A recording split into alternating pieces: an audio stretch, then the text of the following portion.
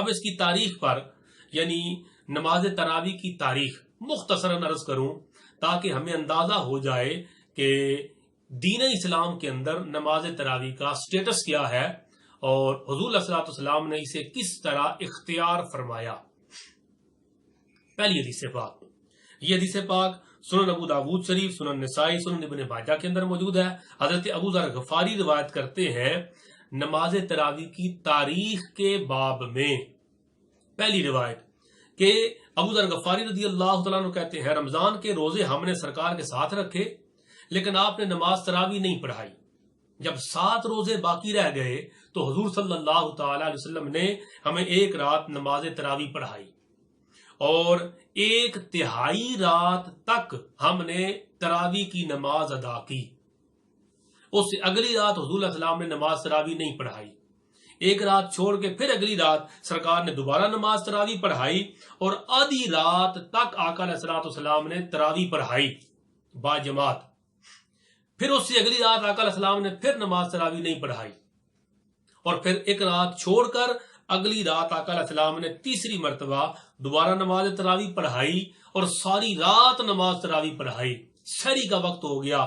حضرت ابو ذر غفاری فرماتے ہیں ہمیں یہ ڈر لگنے لگا کہ سحری کا وقت ختم نہ ہو جائے۔ ساری رات نماز تراویح پڑھائی، پھر اس کے بعد حضور علیہ السلام نے جو 1-2 دن رہ گئے تھے ان 1-2 دنوں میں نماز تراویح نہیں پڑھائی۔ اب اس سے اگلی بات اگلی حدیث پاک میں، یہ حضرت زید بن ثابت رضی اللہ تعالی عنہ راوی ہے، بخاری اور مسلم میں موجود ہے۔ آپ فرماتے ہیں کہ نبی کریم صلی اللہ تعالی وسلم نے رمضان شریف میں مسجد کے اندر کھجور کی چٹائی سے ایک حجرہ بنایا، اس میں اعتکاف فرمایا اور جب آخری راتیں آئیں تو چند راتیں آپ نے نماز تراویح پڑھائی، یعنی 3 راتیں، جس طرح کہ دوسری حدیث پاک میں اس کی وضاحت موجود ہے۔ جب تیسری رات آپ نے ایک رات چھوڑ کر 3 مرتبہ باجماعت تراویح پڑھائی تو جب 3 مرتبہ پڑھائی اس سے اگلی رات آئی تو صحابہ کرام تراویح کے انتظار میں بیٹھے رہے، سرکار تشریف لائیں گے حجرہ مبارک سے تو تراویح پڑھائیں گے، مگر سرکار تشریف نہیں لائے۔ صحابہ کرام تراویح کے شوق میں کھنکھارنے لگے، اس طرح گلا صاف کرنے لگے تاکہ سرکار تک آواز پہنچے اور سرکار کو علم ہو جائے کہ صحابہ انتظار کر رہے ہیں، مگر سرکار کو تو علم تھا ہے اور ساری کائنات کا علم اللہ نے عطا فرمایا۔ جب صبح ہوئی تو حضور علیہ السلام تشریف لائے، سرکار نے فرمایا تراویح کے شوق میں رات کو جو کچھ تم کر رہے تھے میں وہ سن رہا تھا، مگر میں اس لیے نہیں آیا کہ اگر میں نے تمہیں ریگولر تراویح پڑھانا شروع کر دی مجھے خدشہ ہے کہ تمہارے اوپر پھر فرض نہ ہو جائے، اور اگر اللہ نے فرض کر دی تو اس کا ادا کرنا، اس فرض کو نبھانا تمہارے لیے دشوار ہو جائے گا۔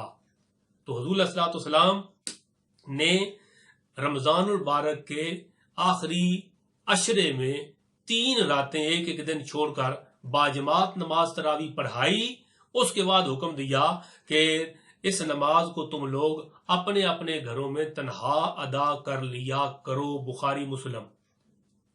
تیسری حدیث پاک حضرت ابو ہریرہ راوی، حضور صلی اللہ علیہ وسلم کی وفات ہوئی، یہ مسلم شریف میں ہے، وفات ہوئی سرکار پاک علیہ السلام کی، اس وقت تک نماز تراویح کا معاملہ یوں ہی تھا، لوگ گھروں میں نماز تراویح ادا کر لیتے۔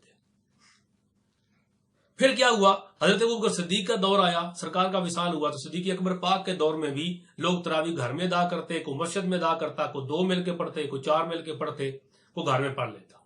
سیدنا فاروق اعظم رضی اللہ تعالیٰ عنہ کا دور آیا تو لوگ اسی طرح ابتدائی دور میں نماز تراویح یہی دستور تھا کہ کچھ گھر میں پڑھتے، کوئی مسجد میں پڑھتے، کوئی تنہا پڑھتا، کوئی 2-4 مل کے پڑھ لیتے۔ یہ تیسری حدیث پاک۔ اب چوتھی حدیث پاک، یہ حدیث پاک بخاری شریف میں موجود ہے۔ یہ حضرت عبد الرحمن بن عبد القاری آپ فرماتے ہیں کہ میں ایک رات حضرت عمر فاروق کے ساتھ مسجد نبوی شریف کی طرف نکلا، لوگوں کو متفرق طور پر نماز تراویح پڑھتے ہوئے پایا، کوئی تنہا پڑھ رہا تھا، کوئی چند لوگ مل کے پڑھ رہے تھے۔ یہ دیکھ کر حضرت عمر فاروق نے فرمایا کہ اے عبد الرحمن، اگر میں لوگوں کو ایک امام پہ جمع کر دوں تو کیا یہ بہتر نہیں ہوگا؟ پھر آپ نے حضرت عمر فاروق نے سارے لوگوں کو حضرت ابی بن کعب صحابی رسول کے پیچھے جمع کر دیا یہ لوگوں کو حکم دیا کہ تم ایک صحابی کے پیچھے تم سارے مل کے تراوی پڑھ لیا کرو.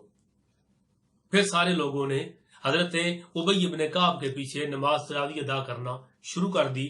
عبد الرحمن بن عبد القاری جو راوی ہیں وہ کہتے ہیں چند دن گزرے تو ہم دوبارہ مسجد کے سامنے سے گزرے. جب گزرے تو لوگ ایک امام کے پیچھے نماز تراوی ادا کر رہے تھے.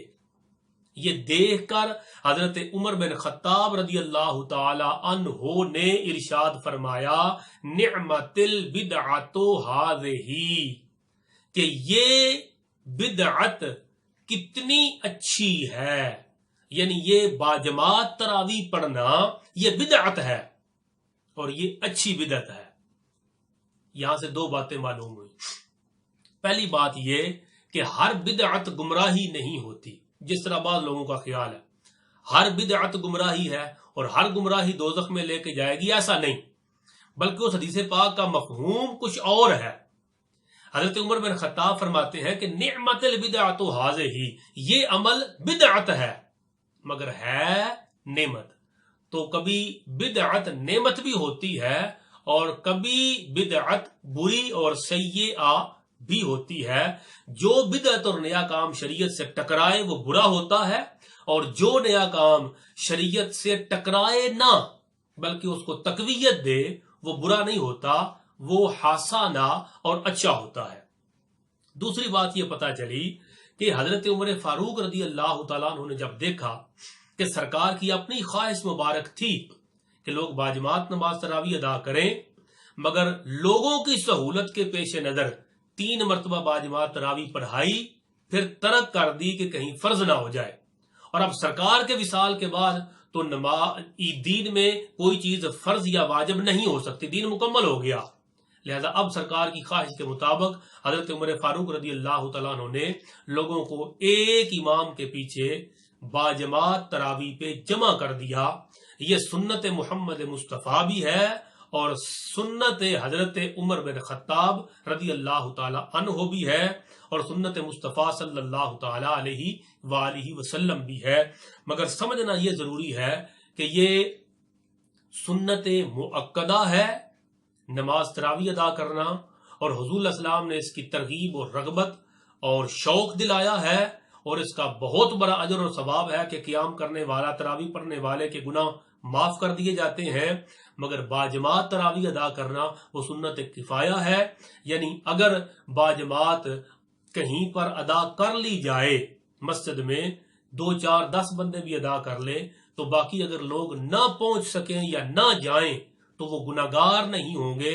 وہ گھر میں نماز تراوی کا اہتمام کریں، تنہا پڑھیں، ذوق اور شوق کے ساتھ ادا کریں، تو اللہ تعالیٰ ان کی اس تراوی کو بھی قیام اللیل، صلاۃ اللیل اور صلاۃ التراوی کے ضمن میں قبول فرمائے گا، اور یقیناً قبول ہو گئی تو اللہ تعالیٰ اس سے اس کے گناہوں کو معاف فرمائے گا. آمین یا رب العالمین.